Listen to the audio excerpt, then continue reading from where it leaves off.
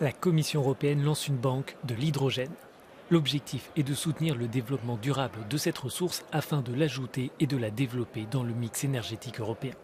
Dans les faits, il s'agit de rendre disponibles 800 millions d'euros de fonds de l'Union afin de soutenir les industries et dans le même temps d'encourager les investissements privés.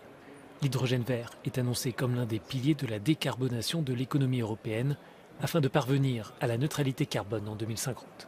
I think we would like clearly to demonstrate that we are the global leader if it comes to use of these new technologies, that we can indeed replace the fossil fuels with green hydrogen, that we can produce the steel with very low or no carbon footprint, and actually that we can also have the cars, buses, trains, even planes and ships which will be powered by the green hydrogen, which is not polluting.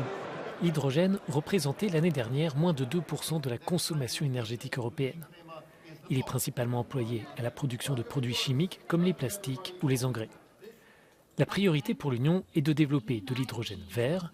Elle souhaite pouvoir, d'ici 2030, produire 10 millions de tonnes et importer le même volume. Lors de la semaine de l'hydrogène qui se déroule en ce moment à Bruxelles, le secteur essaye de faire le lien entre la Commission européenne, les décideurs politiques, la recherche et l'industrie.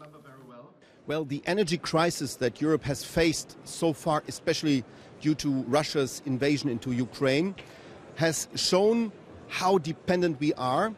Hydrogen can be produced in Europe, mainly in countries that have a lot of wind and a lot of solar.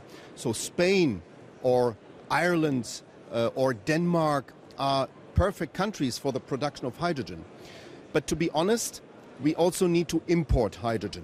And that's why we are super happy to welcome here South Africa, Brazil, Saudi Arabia. Les efforts sont considérables pour attirer les investissements et réaliser les infrastructures, mais certains projets sont déjà en cours. L'Allemagne souhaite convaincre le Royaume-Uni de construire en mer du Nord un pipeline de près de 400 km dédié à cette ressource. La France et l'Espagne travaillent sur un projet similaire pour connecter les deux pays et transporter ainsi de l'hydrogène vert.